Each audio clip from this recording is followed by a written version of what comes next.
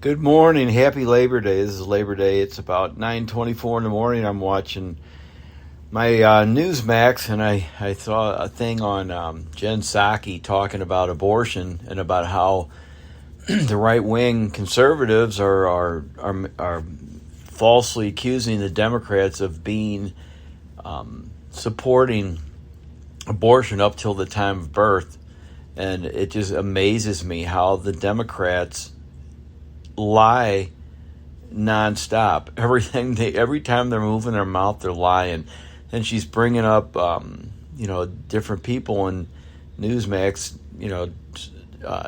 fact-checked it, legitimately fact-checked it, and talking about Hillary Clinton and all these different Democrats they named by name that have signed their name on bills supporting that. And then they brought up how abortion, and this just blows my mind, how abortion saves lives. And I almost threw my remote through the TV at that point, because I was like, abortion saves lives. Very few. There are some surviving babies that survive abortions, but very few babies survive an abortion. So it doesn't save lives. It actually takes lives. That's the purpose of an abortion, to end a life. If you have a beating heart, they look for heartbeats in things to see if they're alive. So when somebody passes away, that's what they check. If you look at any TV shows, they grab the wrist and they try to feel a heartbeat, and then when they don't feel a heartbeat, they pronounce that person dead. If they have a heartbeat, they're alive. So if you've ever experienced an ultrasound, and I've had the privilege and honor and to witness a few in my life, and when you hear that little heartbeat, that little swoosh of a heartbeat, as a father, you realize that is your baby. Your baby has a heartbeat now and is beating, and from the very first heartbeat, their life begins, and every heartbeat is a sign of life.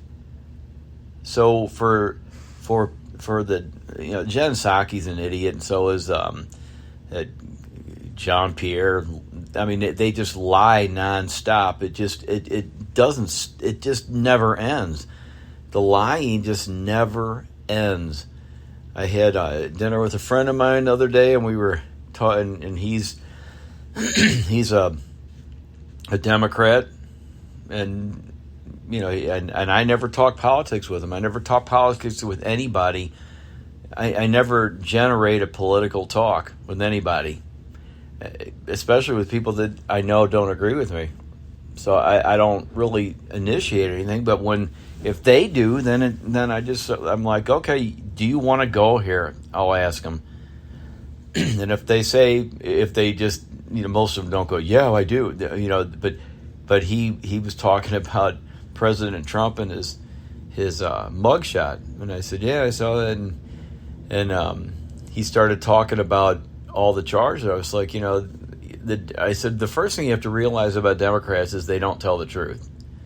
They twist the Bible, they twist the law, they twist opinions, they twist quotes, they twist everything to fit their agenda. That's what they do. And so if you believe everything at face value from a Democrat, that's exactly what you're going to get. You're going to get their twisted agenda. That's what you're going to get. And so he goes, oh, well, they all lie. I was like, President Trump doesn't lie. And he laughed, and I said, well, give me an example. I mean, if you're going to make a statement like that, give me an example. Because if you want examples from Biden, Schiff, Kamala Harris, Jen Psaki, Jean-Pierre, I mean, if you want me to give you times when they lied, give me an example and tell me when President Trump said something and did not do it. And as usual, when I have conversations with Democrats, when I bring that up, they just don't say anything because there's nothing for them to say. They never say, well, it was the time when he said this. He said he was going to build a wall. Well, he did. He said he was going to defund Planned Parenthood and save babies' lives. He did. I mean, the list goes on. He was going to make us energy independent. He did. He was going to lower inflation. He did. Everything he said. Now, you talk about Biden on the other side, everything that I just mentioned, he did the exact opposite of. I used to laugh at it when I'd go over to my mom and dad's and we watch Newsmax on a Sunday morning before I went to church. They'd have these guys on there. There's a guy named Ellis, he's a Democrat, and there's a guy named Barney. And it's funny because when they show Democrats on the screen, I can call them out right off the bat. Because they look miserable. They look like they're just the most unhappy people in the world, and they generally are. I mean, they stand for evil. Everything they stand for is evil.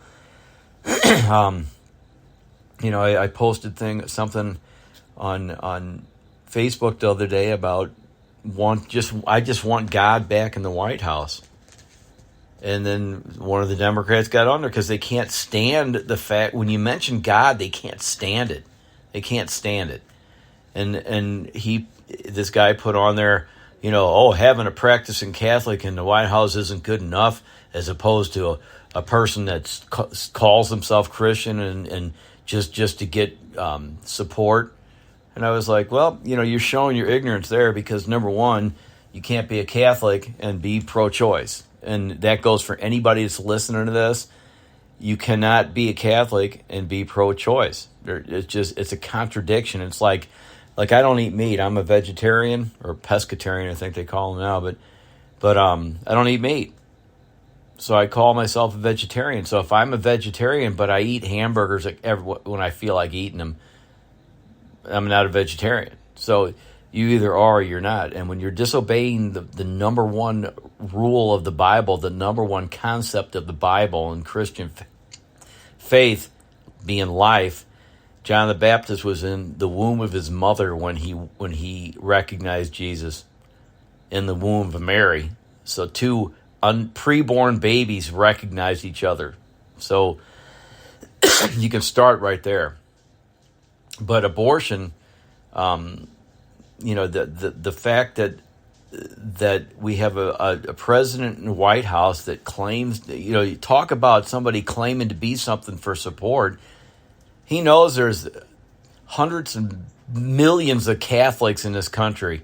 And if he can somehow deceive them, because that's what Satan does, Satan works through people like that. And I believe that Satan is working through Biden and Schiff and Harris and Jean-Pierre and Psaki and all of them. He deceives people to believe that people, that Catholics and Christians, they can be pro-choice, and that's just a blatant, bold-faced lie. They cannot be pro-choice.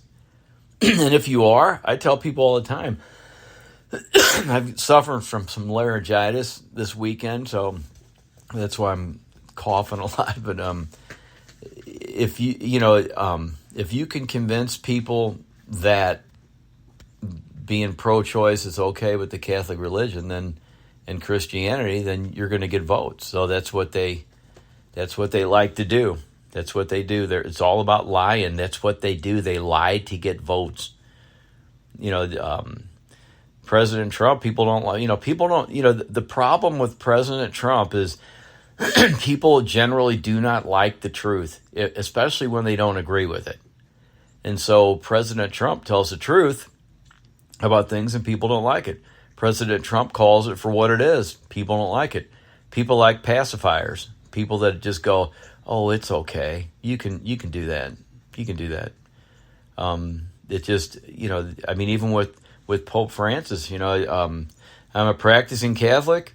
I am a practicing Catholic for one reason and one reason only, and it's the Eucharist. It has nothing to do with man-made anything. It has nothing to do with the Pope. It has nothing to do with any. It has to do with my relationship with Jesus and through the Eucharist. Because the Eucharist, if you look up the Eucharistic miracle on YouTube, just pick one of them. There's all kinds of them on there, being a practicing Catholic, and I'm a big fan of Father Pavone. He said the other day on Newsmax that the Pope defrocked him because or whatever they call that when they strip them of their priesthood, because he said the Pope needed to take more of a stand against abortion, more of a stand against homosexuality and the transgender movement. He needed to take more of a stand against all that stuff. And the Pope didn't like it. So, the Pope, being a woke Pope like he is, just kicked him out of the priesthood. And I think that's wrong. Now the Pope wants to welcome, homosexuals and transgenders and, people that are pro-choice into the Catholic religion, but he's going to kick out a priest that stands up for what the Bible teaches. It's hypocrisy, which this country is being run on in every single way you can. That's why a relationship with Jesus is so important now more than ever, because now you cannot, putting your faith, for lack of a better word, in people isn't going to work. I love the Eucharist, and I'll be a practicing Catholic until the day I die because of the Eucharist. Not because of what the Pope says, not because of what, some priest says, because there are priests that I know that are woke priests. And I think that's I think that's just a contradiction in terms. But, I don't hate people, and I just don't agree with them. And I have a right to do it. And Father Pavone said that. He goes, I'm still a practicing Catholic, and I just don't agree with the Pope, and that's okay. And because when you start agreeing with people just because, if as an example, the Pope, if you just blanket agree with the Pope, then you're a blind sheep just following blindly. And you don't want to do that. You want to think for yourself and then make a decision based on what you believe and what you think is true. I have an app on my phone. I've read the Bible, 10 times through. I'm on my 10th time through right now. And though I'm not I have no theology degree. I don't understand some of it, but I ask about it to people that know the Bible and can help me. People I know that speak the truth. And I find out when I have a question, I'll ask them and learn from that. But I just think that that if you have a personal relationship with Jesus, then everything else will fall into place, and you'll recognize when, in my situation, the Pope, the leader of the church that I belong to, when he is out of line, you'll recognize that because you'll have the seed of the Bible within your soul and within your heart. And even when you don't understand it and you're reading it, it's going into your heart and it's going into your soul. And then your job, if you don't understand something in the Bible, is to find out about it. And find out from somebody that you know and trust to believe that is standing for the Bible. Anyway, my podcast seemed to get off base, and I see something and I start talking about it and I go off on something else. But that's the nature of these podcasts, and I appreciate it if you do listen. I end every one of them with the prayer for this country, for President Trump and all the people that are trying to do right and trying to bring God back into this country. It's the prayer of St. Michael, the Archangel, the Commander-in-Chief of God's undefeated heavenly army. Defend us in our daily battles. Be our protection against the wickedness and the snares of Satan. May God rebuke him, we humbly pray, and do thou, O Prince of the heavenly host, by the power of God, cast into hell Satan and all evil spirits who prowl throughout this world, seeking the ruin of souls. Amen. So, have a happy Labor Day, and be good, be godly, be a reflection of the face of God through everything you say and do.